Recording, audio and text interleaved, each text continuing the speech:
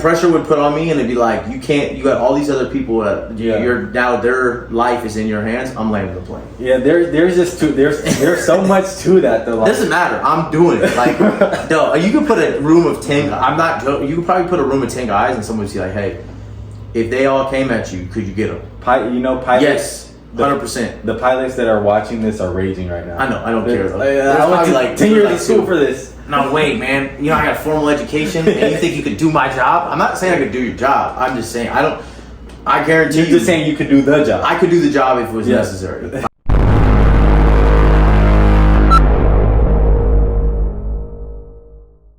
Realistically, what are the 3 most important tips that you think for getting faster? The most important thing that anyone can do to get faster is simply just sprint more.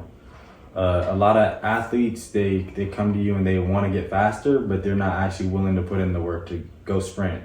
And I know this even from my own personal experience with athletics. You know, a lot of times you think that your day is complete after you get the lift in. Right. But really, you need to go and sprint after your lift or sprint before your lift, or either or, you know. Right. But you blend it in some way. Blend it in some way. And that would be the most important thing for athletes to actually sprint. Right. Not just talk about it, but actually be about it. It's like, well, with this day and age, YouTube, Instagram, you know, everybody sees these fancy drills. Mm-hmm. And I also laugh to that point. People are always doing drills. Oh, yeah. And I'm like, okay, it'd be like me saying I want to get better at basketball, but never playing basketball. Exactly. And it's like, okay, well, you got to actually practice and you actually have to play. Yeah. Anyway, so that was tip 1, actually sprint. Yeah, and there's a word for that. It's called implicit learning. You know, you can sit there on YouTube all day looking at Usain Bolt or looking at how to get faster. Right. Overcomplicating the speed. And, you know, that's part of the reason probably why I ended up in the career that I'm at. You know, I've already done all the overcomplication. Right. You know, I know what it takes to get faster. And if I could tell myself one thing being younger, just go sprint and do that. So the second thing with that is almost a piggyback on the sprinting aspect of it, but you have to compete. You know, if you're not competitive with your sprinting, then it's going to be very hard to get fast. Right. It's relative to everything. You know, if you want to get better at anything, you kind of just up it just a little bit. And I don't mean go sprinting with someone who's way faster than you. Yeah, you mean someone comparable. Someone comparable. Yeah. You go that you're competing against. That's actually like within the same realm of you. You're not going to sprint against somebody who's 3 steps ahead of you always. Exactly. Yeah. And so that would be the second thing, that competition. It makes you faster. And in fact, they looked at a lot of the fastest times ran, and they found that when an athlete stumbles out of the blocks, they actually run the fastest times. Just catching up. Just catching up, because our makes sense. Our nervous system, we don't want to fall on our face, so we catch up. But also, you're behind, so it forces you to run those PRs. So yeah, that's why after every speed session with football or the school or whatever, it's like line up by position and race. Yeah, exactly. Every time. Doesn't matter. We do mechanic work, linear work. It's very simple, but it's like you got to compete. So at the end, there's always competition. Sometimes it's split between skills and bigs, but and other times it's full team, but it's always competition. And it's like, yo, go with somebody who's close to your speed, so you guys race each other. Yeah, that's the best way to get faster. I agree with that. Absolutely. And that's one of the reasons why, I feel like, not to go too much into it, but a lot of the kids lack that competitiveness nowadays. Right. They're just too okay with losing. Yeah. And back at when you were training me at De La Salle, we had a very competitive environment, and the kids, they're still kids that compete, and this is across all schools, not just specific to De La Salle, but kids have lost that a little bit. They'd rather compete on Fortnite than compete in their sport. Right. Well, Fortnite, they think it's easier. It's hard. You put yourself in discomfort. I had this talk with this guy, Coach Joe Morales, down in Temecula a couple days ago, and we talked specifically about how you get stronger in the weight room. And it's the same capacity of how to get faster. It's just how to get stronger. It's like you have to breed competition. Like you have to breed it in. So if you want to get stronger in a team environment, compete with guys around you. And it's just like speed. It's the same component. Like you got to compete with guys around you. You got to find those guys and put them around you, and they got to be positive. But you have to compete with guys around you. And then you have to embrace the competition, because you're probably going to lose, and that's totally cool at first. because you use it as a learning experience. Like, I'm not going to lose twice. Like, I lost once. I ain't losing twice. I don't give a damn what I got to do. I'm going to absolutely kill you next time. Like, that has to happen. But I don't see that edge for a lot of these, like younger athletes these days lack that competitive spirit. Yeah. There's still, it's still out there, but it's just not as frequent. It's not as much. 100%. Yeah. And I don't, and you know, it's easy for us, you know, young kids to watch this and be like, oh, they're just old heads. No, I mean, I was just there, you know, last year, you know, a year and a half ago. No, I understand. Like, you know, there's a certain point where you have to realize that this is very personal. Right. And, you know, the time that you're spending doing your sport, after you're done with that sport, if you don't make it, then that skill is completely gone. You know? Right. So you have to take everything personal. If you are losing in the weight room or someone is outlifting you and they're the same weight as you, what's your excuse? Right. You know, go figure it out. So that's you know, competition is, I can go on and on about it. Just one last thing about it is, you know, when I got done playing, you know, I was having a hard time with staying in shape because I had no purpose for staying in, you know, fitness. And one of the things that did for me was me and you would come in here every morning, and I don't know if you knew it or not, but I was competing with, I mean, I know. You knew. But I was always never going to let you catch me. You wasn't going to let me catch me. So it made me compete because I was like, nope, he's trying to get closer. And every time you got closer, I was like, damn it. So I got to go harder. Exactly. That's competition though. And we never talked about it. It was just. You don't have to. It's a silence. It's a silence. It's unspoken. Yeah. It's unspoken. Honestly, it's an unspoken rule amongst men, the way I see it. I'm like, yo, nope. It should be. And you're like, I'm catching you. You're like, nope.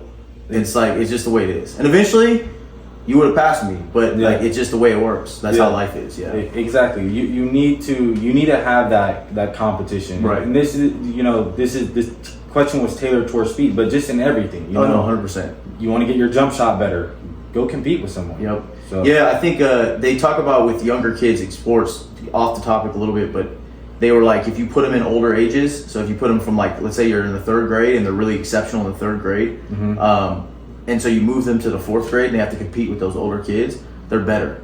Or like the younger brother syndrome, where it's like the younger brothers typically are better than the older brothers because all they're trying to do is catch up the whole time, and they get faster, they get better at their sport. You know, it's inbred competition because you're like, I'm gonna catch him, or I'm gonna have to keep up and play with him. Yeah. And it sucks for the oldest kid, but like that's just the way it is. The younger brother watches or the younger sister watches, and then they're competing with. They're trying to catch up. So it's like a lot of times when I see talented kids, I'm like, move them up an age, because who cares if you're good at 10? What does a 10-year-old being good at 10 do for you? Nothing. Yeah. You know, like parents want to put all this pressure, like, yeah, my kid's the best. It's like, yo, he's 11. The chances of him going and getting a Division I scholarship, if you overplay him in that sport at 11, is almost zero, because he's going to get burnt out and not enjoy it by the time he gets to that level. 100%. So, or even at the opportunity to play. So it's that same kind of that competitive aspect and drive that accelerates and makes you better. And I've seen it happen with every single level. So it doesn't have to be pro, it doesn't have to be college or youth. It's every single level, and it goes beyond sports. It goes to, basically, it can transfer over to life, like your profession. But you have to your point, like where you're like, hey, I had a hard time, you know, keeping up with my fitness after athletics. We don't have a purpose. Yeah. So, you know, we can go full back, but it's like goes back into the purpose. Like, do you have a purpose in life or a purpose in why you're doing that? Yeah. If you do, you're gonna have no problem finding that discipline, motivation to kind of tailor yourself to be competitive and work towards it. If you don't have a purpose, I mean, you almost have no shot. You have no help. Yeah. But anyway, so first tip was actually sprint. Second tip was compete. So what's the third tip to get faster? What would you say? The third tip to get faster would definitely be to strength train. Strength train? Yeah. So do you have an experience where you like would be able to kind of explain like, hey, this is why strength is important, or how does it specifically transfer over to sport? Yeah. In sport, when I'm saying sport, I'm referring to obviously sprinting, speed. Yeah. So for me, I mean, it's very simple. For me, after I tore my ACL, I lost a lot of strength, and I came back and I was sprinting just as much, but I was slower, significantly slower. The twitch just wasn't there. I wasn't reacting to the ground as fast. And so it'd be easy to go, oh, well, he tore his ACL, like, and he's just lost speed. Well, you know, there's a lot of people that tear their ACL and they come back and they still have the speed. So what did I do? I started to train my legs again, my posterior chain, my hamstrings, my glutes. And then all of a sudden my speed started to come back. And there was no amount of sprinting that I think that I could have done in that scenario that would have gotten me back to the same speed unless I had added strength training along with it. I think that's one of the things that a lot of people, they think is when you go, okay, you need a strength train in order to get faster. It doesn't mean that you just strength train. Right. You know, but understand that when you do strength train, the same way that if you have bigger muscles, you have a bigger capacity to run faster. Right. It's kind of like like a battery. Like you got to fill that battery up in order to really use it. The simplest term, the simplest phrase, or how I guess the simplest way that I say it is, it's force production. So if you think about it this way, it's really, really basic. The more force I put into the ground, the more energy I can get out. So if I put more force, I have more energy. That way I can move faster.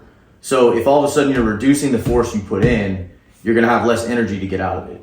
So when guys will go in and go, hey, I'm gonna what do they call it? Taper down for whatever, and I'm gonna taper down. So they really stop lifting, like weeks to, like a week out, they'll barely lift at all. And I'm like, that's a huge mistake.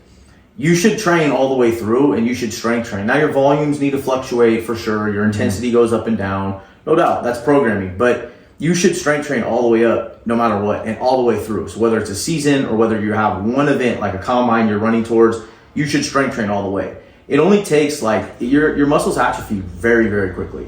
So if I stop lifting and I basically am like a week out and I'm like, I'm not going to lift anymore so I could be faster, you're going to be slower. You've lost force production. Now maybe you run fast still, but you could have ran faster. You know, you've taken a strong body and you've made them weak. Their acceleration is going to be hit hard. And at the end of the day, when you're sprinting at any point, the majority of the time is in acceleration. Your top speed is what, a second? I think that's what they've measured it at, is 1 second at the most, I believe, where you can basically hit your highest peak, and it's pretty much everything else is trying to get up to that point and then trying to stay on that point. That's why that's why the catapult numbers are so, they're not real. Like people are running 23 miles per hour on the catapult, but that's just for one period of time. It's a second. Long can like this? How long can they maintain that? Not very much. That's why point A to B is a better measure of speed. Like top end speed of 24. Great, that's great. For how long? That.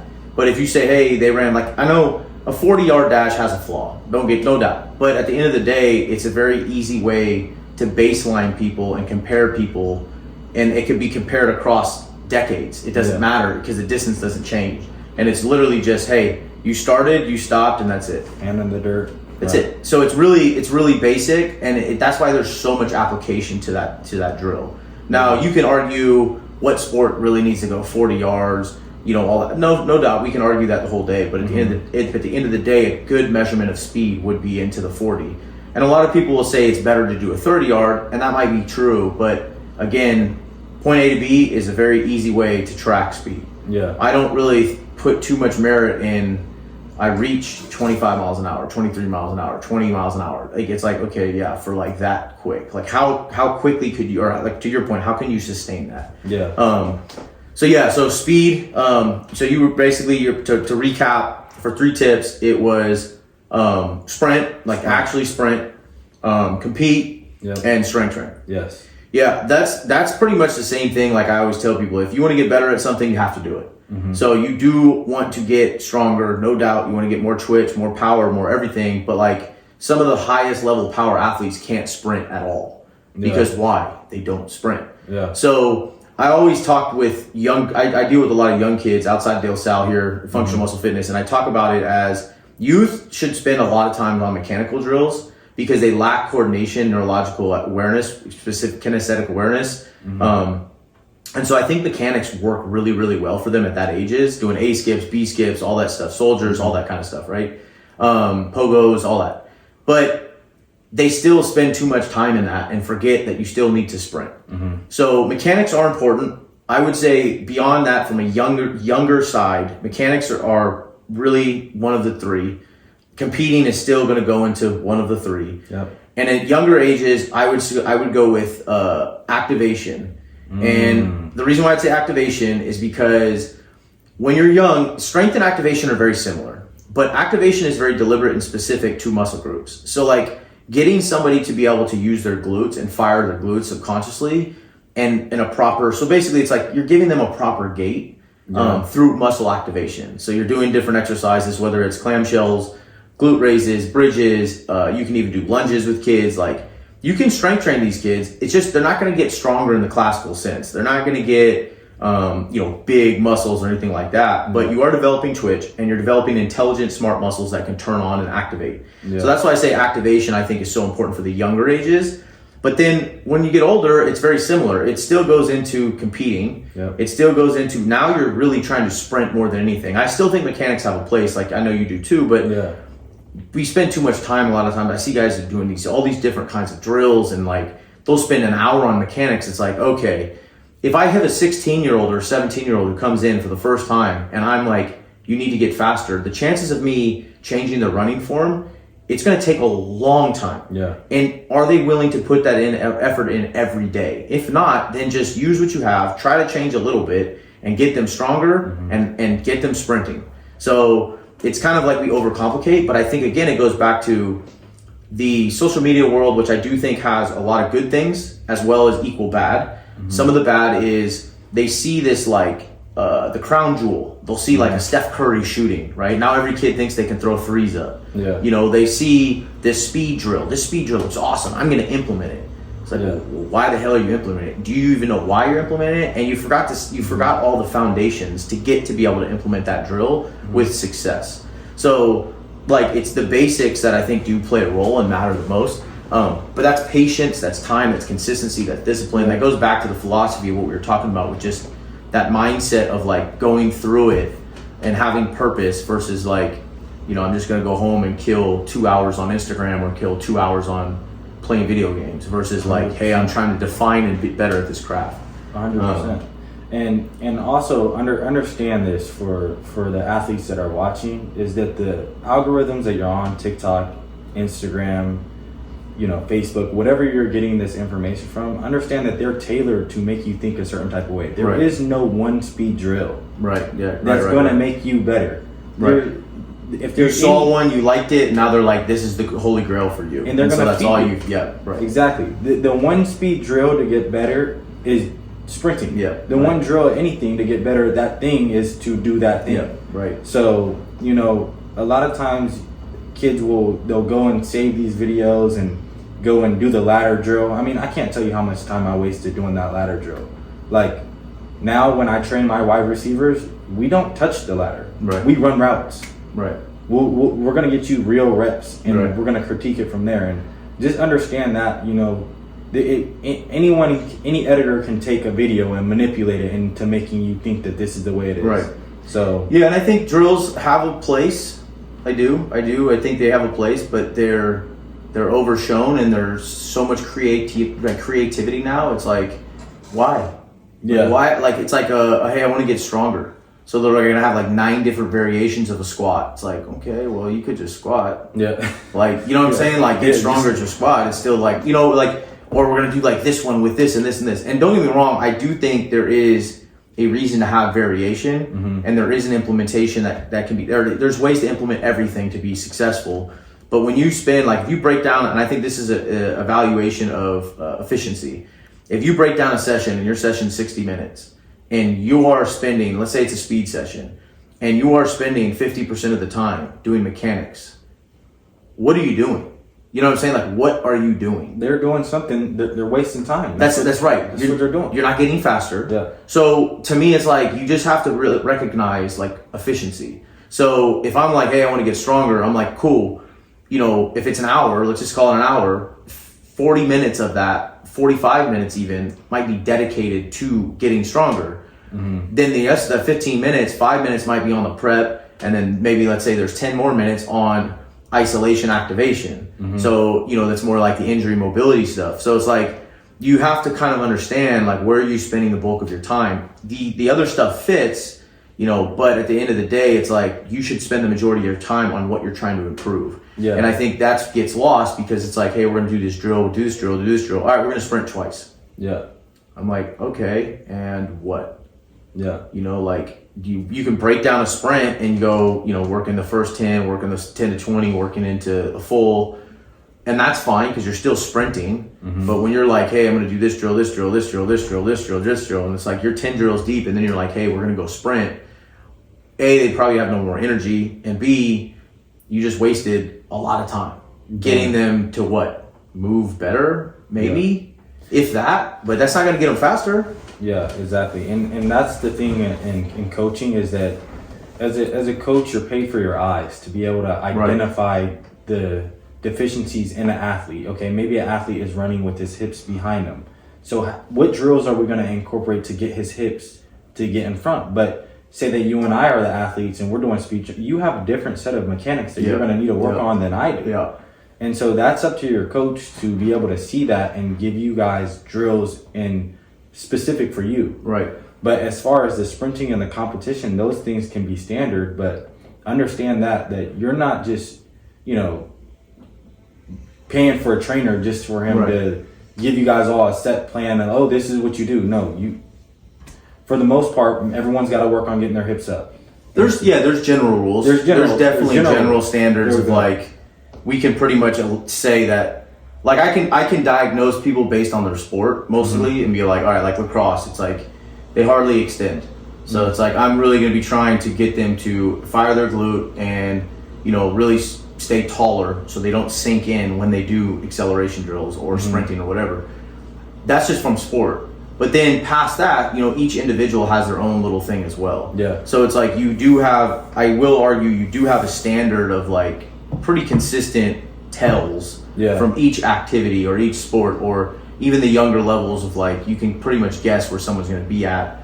But then you have to go individual. You have to start focusing on what they do individually. Yeah. Because that's the next side of it, which is huge. All right, so we basically pretty much just did everything. Speed kind of went off all over the place, which is pretty common. We already knew that was going to happen. Yeah. What separates kids? What would you say is like one of the biggest separators that you see for like basically if a kid, you're like, hey, wants to be successful, they want to be at the top. In your opinion, what do you think is one of the biggest separations? Like, what are they going to? Like, what does a kid do in order to separate themselves from the rest? Yeah, in my humble opinion, I would say confidence. Okay. But so let's go. So confidence. Yeah. How do you get confidence? By showing yourself and sticking to your promises. Okay. So following through. Following through with you say you're gonna get up and go train. Don't go. Right. You say you're gonna eat healthy. Right. And so you start to build confidence in the small things.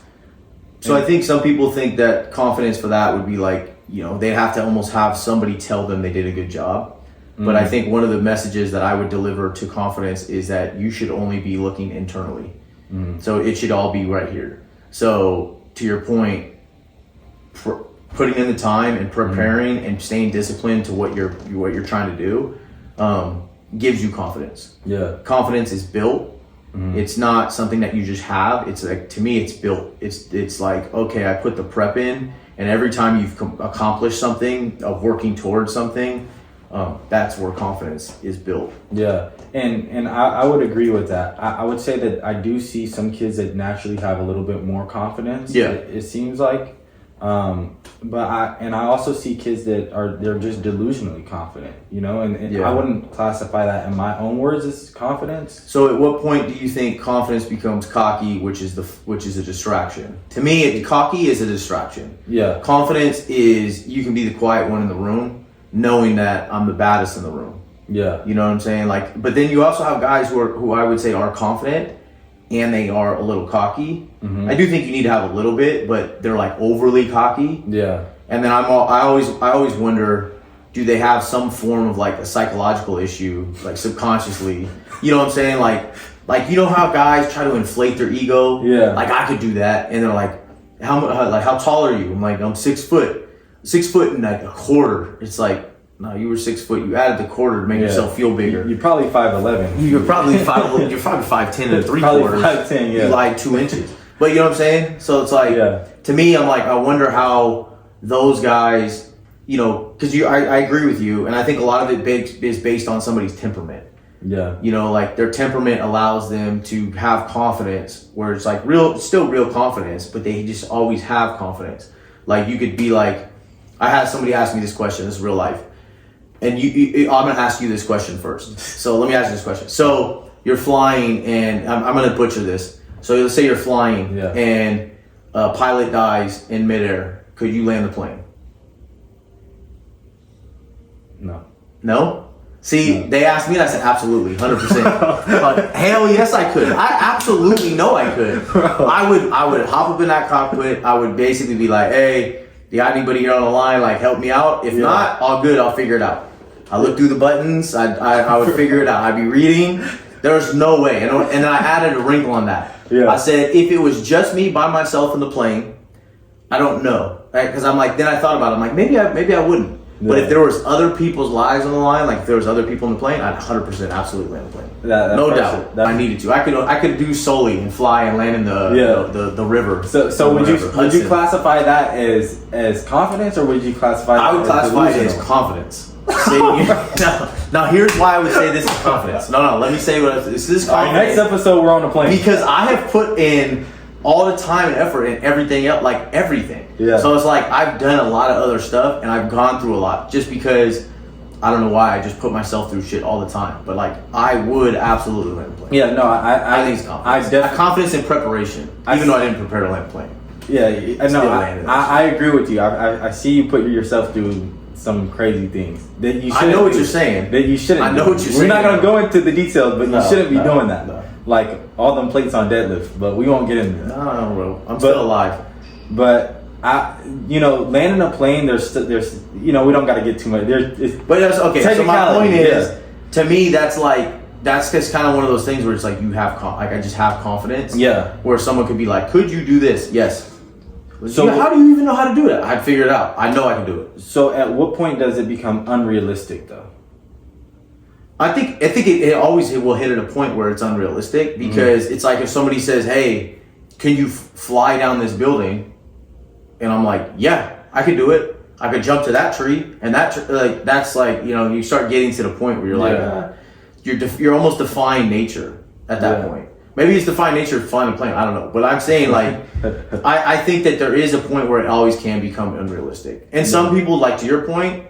You might be like, that's unrealistic, bro. Yeah. There's so many things to a plane, you're not landing. Yeah. So to you, it might be unrealistic. To me, it's like, I think everybody has their own level, and like they'll get to a point where it's unrealistic. Yeah. I think for us, I see it right now at our school. I think we lack confidence in like specifically, let's say within our football program. Mm-hmm. I think our kids lack confidence. Yeah. In the sense of saying like, we are going to win. Yeah. Like not hey, will we? It's not like I already brought it up to them. I made it a point. I said back in the day it was how are we going to win, not if we were going to win, right? Well, to me sometimes now it's more like if we're going to win rather than how we're going to win. I see that too. And it's like the confidence that was in the room back in the day was like, and it wasn't even that long ago. It was pre-COVID, but like there was never a question of whether we were going to lose. Yeah. Even when we lost a few state championship games to these just exceptionally talented teams, there was still the confidence of like, nah, we're winning. Yeah. Like, dude, you know who we are? Like, we are winning. We put in time, we prepped, we worked, we did this, we killed it. We are winning. And guys took that personal. They took 100% personal. 100%. So now I see that as that is the last thing that you have to breed back into a program to make it, really honestly, like unstoppable. Yeah. Like you have to have that level of confidence amongst a mass group of the individuals. Now you're going to have some on a team of like 50 plus, like that don't have that confidence, but you realistically need a heavy portion being like, you damn right, bro, we winning. I don't know what you talking about. Like there's no shot these guys beat us. 100%. So that's confidence, right? But confidence to me is built in preparation. Yeah. I would say for me, I think that some kids are naturally born with confidence. I think that it can be developed. And there's also confidence in different things too. Right. When it comes to sports. That's true. You know, or life, yeah. Yeah, so, you know, there's confidence in your own athletic ability. You know, are you confident in, can you do the job? You know, and to me, that's the easiest one to get, right. because it's like, okay, work hard.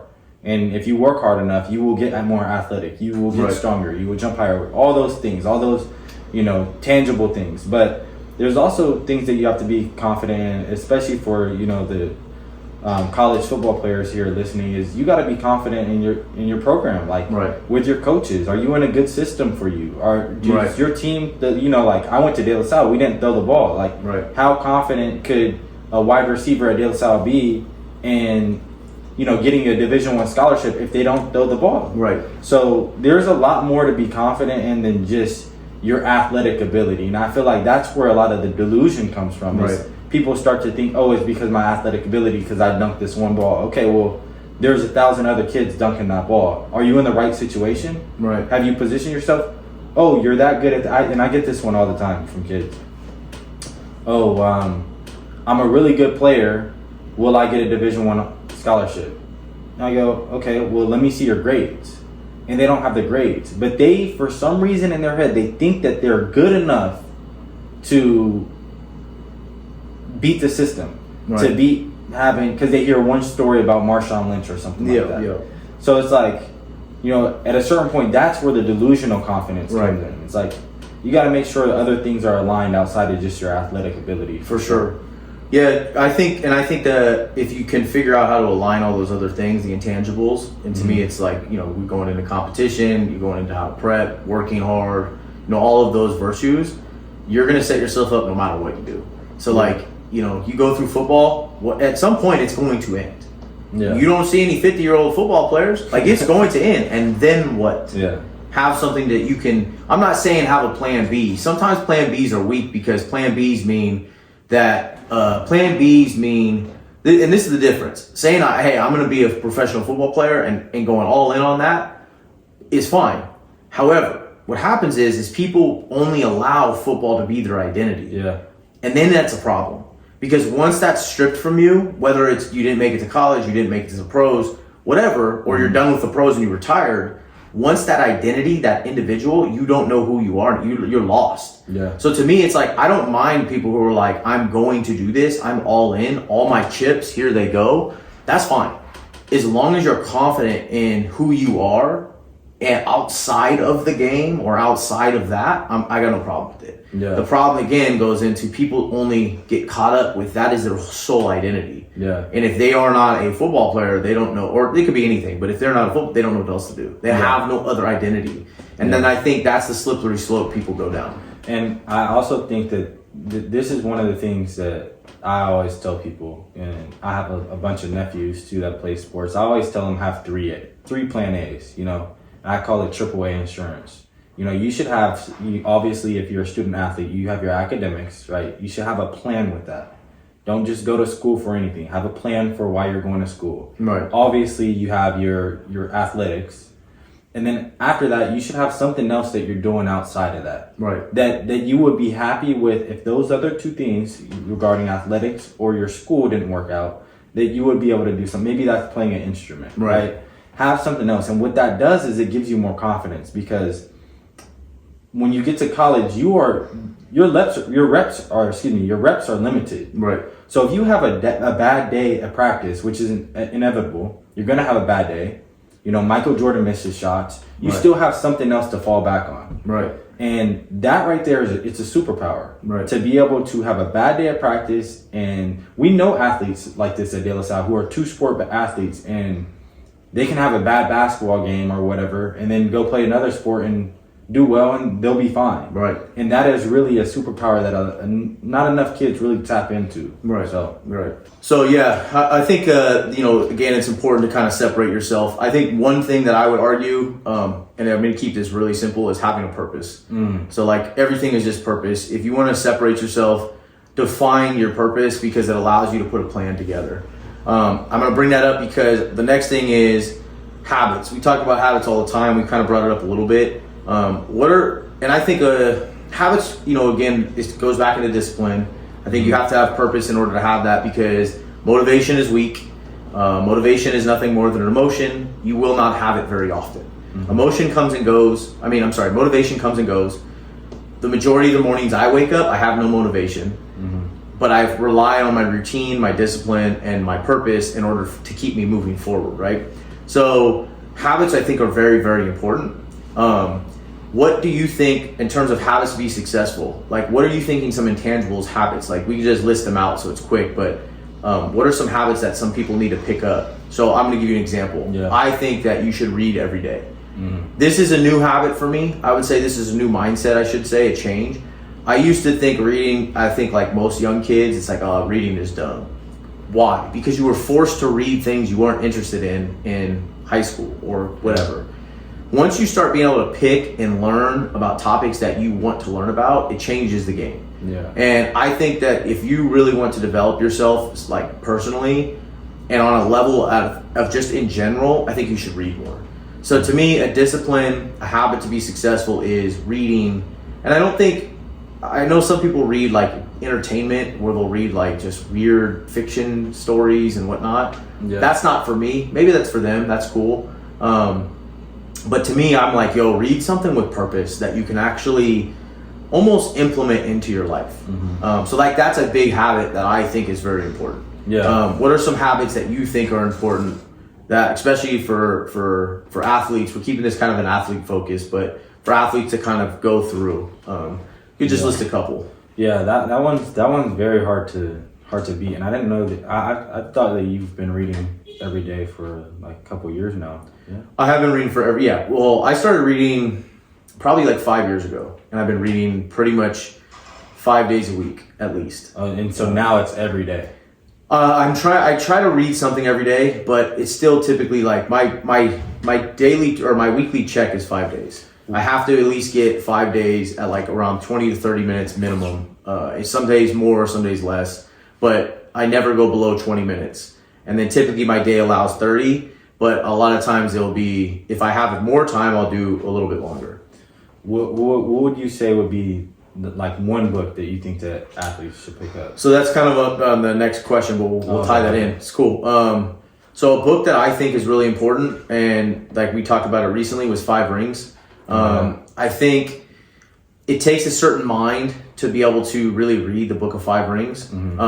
It's by Miyamoto Musashi. He's basically the baddest samurai, I think, in written history, with the most kills. And his whole perspective on strategy, on fighting, on life. The 5 Rings go into like the book of water, the book of earth, the book of fire. But it's really, really important. I think it's really good to get strategy and philosophy on life. I think that would be one. I think athletically it fits too, because it does have this like, it's a fighting strategic mindset that's involved in the philosophy behind it. What do you say, the way? The way. Yeah. So it's basically, it's like, but I think the big thing is it's like, he goes into the spirit. So he talks about the spirit of the thing, and there's like, you have to basically devote yourself to something in order to have the spirit of the thing truly come out. And so it kind of gives you that edge of like, okay, I can't just do this. Like, I showed up on Tuesday, I trained, I'm good for the week. It's like, you have to devote yourself. So for him, he and I love it how he talks about the warrior is the warrior. There is no other way. It's just the warrior. And so it's a lifestyle. And he brings up in there's different people in society. So, he has the merchants, the farmers, they all serve a role back then in their framework of their community, their society. But he's like, the warrior is different. This is what the warrior does. So he breaks it down. And I think that to me is a really practical book for a lot of those. And then within that book, the Book of 5 Rings, he has this thing called the Dakota. That's another one. It's not really a read. It's like he lists virtues that you can do. So I think the two together are really, really strong. Yeah. But I'll put any books that we have, I'll list it down in the comments so that you can click and then you can go read about them. Yeah, for sure. That one's a little bit of a challenging read. I know I had a hard time. It is. I think there's that book is my top. I think one of my top books. I think another book that I really like was Think and Grow Rich by Napoleon Hill. Yeah. that was another really good book because it talks, I think for that, it really puts in perspective.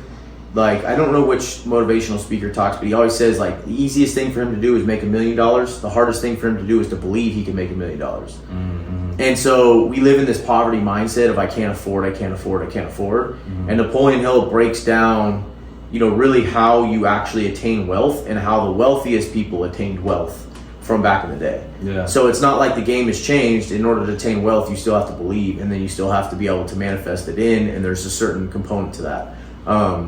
So like that book, I think also has application. It's just a little bit different. The Book of Five Rings really is like, I think the ultimate warrior type book with tons of philosophy. So I think that really applies athletically. I have a bunch of books that I think the one that I think one of the books that you talked about was the Almanac. Yeah. I mean, that's another really phenomenal book for the modern era. Yeah. I think like people reading that would be, you could talk about that book, but that would be a big one I think people should read. Yeah, for sure. One of the things that I do like about the Book of Five Rings is it talks about how you do some things is how you do all things. Right. And that's back to what we were talking about at the beginning of this is how do you learn to sprint faster? Speed. You have to practice that thing. And as we mentioned, you do the same thing into everything, I think he says everything is everything, and no, maybe this was Marcus Aurelius, but it's everything is everything, anything is anything. I think that is like Marcus I think that is Marcus Aurelius, but it's like basically if it's nature, it's nature. Like it's not like it changes constantly. So you have to be able to adapt.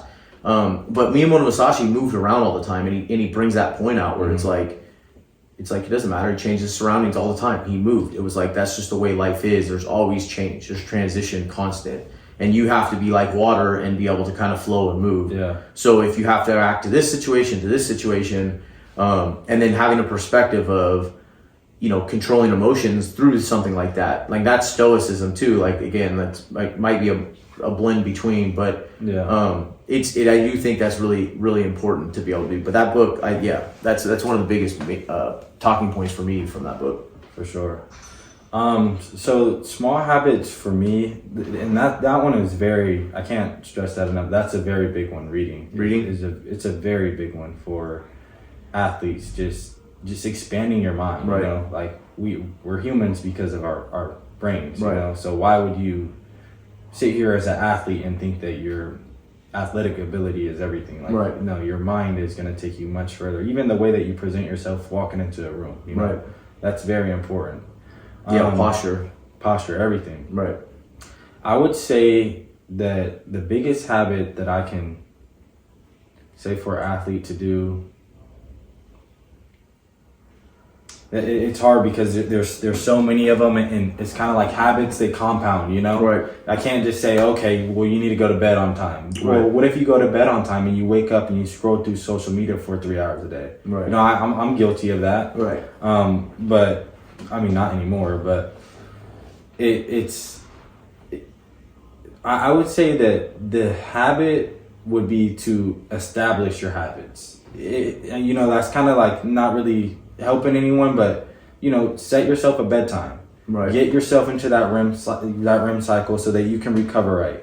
Wake up, eat a good breakfast, whether you want to fast or not. We don't got to get into the science right now, but eat a healthy breakfast and try and train relatively around the same times every day. Right. And try and allocate a time to read every single day. Kind of get yourself a system going. And so without that, I think that just reading is a great one because you can do that during the day, but it's hard to really specify one habit. I think for me, here's one thing I would say. And I think this is a big habit that I'm trying to form ongoing. And so part of it is I always say a man who chases two rabbits catches none. Mm-hmm. Or a man who chases two rabbits catches none. Mm-hmm. So inherently what I mean by that is like you're so out here. I'm always focusing on so many different things that it's really easy for me to focus on so many things that it locks me up. Mm-hmm. So inherently I'm like I do a little and I get nothing done. Yeah. Because you're always spending time So one thing that I've been trying to do, especially over last year, 2023, and then continuing into this year was I got a lot better at, I make, you know, I always have a structured list of what I need to be doing. You know, what I need to be working on for self-development, for business, for everything, right? I have all sorts of stuff. So it keeps me aligned and moving forward. But what I'm trying to get better at is every day mapping out what I need to do the next day. And then staying on task in order to basically accomplish those things. The night before. Yes. So it's like, okay, what do I need to do tomorrow? That may change. It may be the same. Maybe it's an overlay from the day before, but it's like, did I get this done? Check it off. So it's like I have a list, and then I have a sticky note that I've been putting on the list, and it's basically I'll write out 5 things, and then I try to prioritize them. Yeah. So then I know, like, hey, this is what I need to get done. And so it's like, get this done, cross it off. Now I can move on. Now, that's not perfect for me with my situation because sometimes things come up. I'm training, I'm still doing all these things. So it's like, that's why I said it's a work in progress for me. So if I'm looking at this going, forming a habit, I do think that, first of all, you have to form something. Yeah. So to me, it's a routine. Like you're forming some level of structure. How I challenge kids was always discipline. So I'm like, okay, look, discipline something, one thing. I don't care what it is, but do it in the morning or do it at night. Yeah. 2 reasons. We can go into brain waves and talk about how, you know, between alpha and beta and all that stuff. There is science behind that talks about morning and night, and that's the best time to really get it into your soul. But I do it more for morning and night because those are also the hardest times for you to really do anything. People get tired, so they just like, yeah, whatever. And they wake up in the morning and it's like, I got to get showered, go to work, got to do this. So I'm like, discipline yourself to do something for 15 to 20 minutes, either at the end of the night or in the beginning of the day. And that's where you start. Yeah. So it's like, let's say you need to roll. Let's say you're having tissue issue, QL, locked up glute, whatever. So from the fascia perspective, I'm like, cool. At the end of the night, you got 15 minutes. Every night you need to do this on a lax ball, roll out. Do you have the discipline to do that? Yeah. Once you discipline yourself with one thing, it's super easy to do the rest. Not easy, it still has to work, but it's more. You're way more capable with doing more because now you have that aligned. Yeah. If you have no discipline, you're pretty much effed. Like you got no shot. Yeah. It's a skill to be developed. Right. So it's ongoing. I actually, something came to mind actually, as far as habits. This is something that I started about 2 months ago, is talking about brainwaves. I'm not that into that kind of stuff, so I don't really know too much about it, but I did learn that when you wake up first thing in the morning, your mind is still in sort of a state of flow. And so the best thing that you can do is right then get to work. Now, this may not pertain to an athlete in the traditional sense of like, okay, getting my body better or, you know, hitting jump shots. Like you're not going to wake up and go hit jump shots. But what are other things that you can do to make yourself a better athlete? You can take care of your homework. You can take care of the other things that are giving you stress because, you know, as we know that your stress impedes your ability to recover. So if you can wake up and get your homework done, wake up first thing, study for an hour, get that done, then you're set for the day. 100%. The one caveat to that is you need to wake up early then.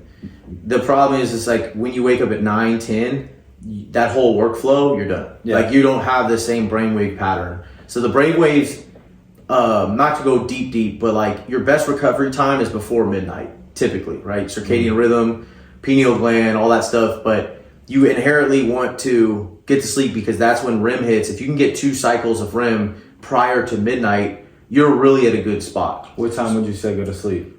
I mean, anytime you can start getting into the 9 o'clock, no later than 10, is really good. I'm not saying that I do that. I'm definitely not. I'm guilty of not doing that, but I still can recommend it. But then waking up early, you know, it has its own benefit. Joe Dispenza talks about manifestation and like right when you wake up, that's why when you wake up, you go through like affirmations or meditation because it's basically your best way to change your subconscious. Going to bed is the other best way to change your subconscious.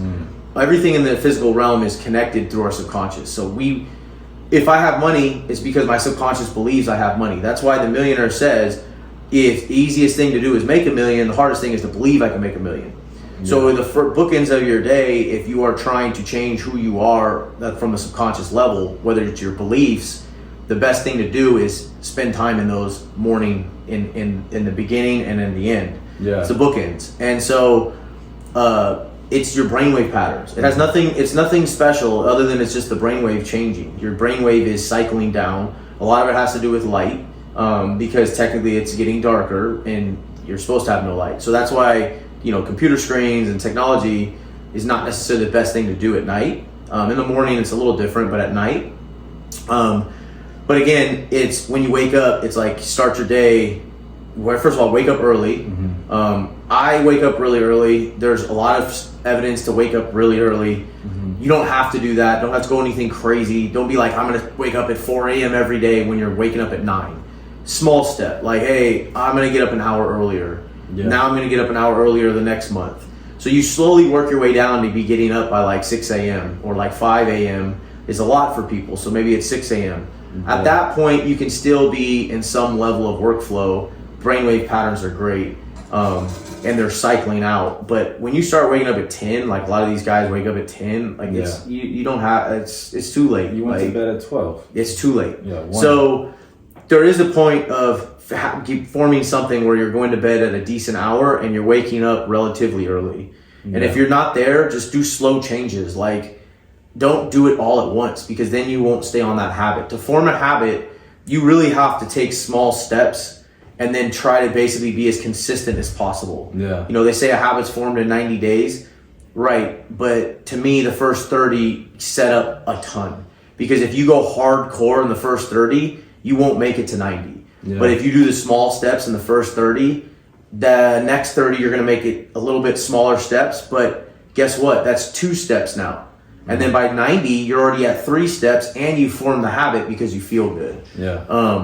So yeah, the morning, waking up, doing all that stuff. Like my routine is I wake up, typically if I'm doing it optimally, which I pretty much do 90% of the time, I wake up, I meditate after I brush my teeth, get out of my room, and then I meditate, and then I listen to affirmations as I get my stuff, and then I head into the gym. And then I do a daily writing now that I'm going to start publishing on nomoresoftness.com. Actually, it's kind of like more just raw writing. I literally just write, and then I work out. Yeah. And I do that pretty consistently now. So like that is pretty much my routine I've been doing for a long period. So, and I feel like it's helped me with it helps me with productivity. Yeah. It helps me with staying aligned and more motivated. The day, like I accomplished a lot, and I'm thinking in my head like, man, people just got up.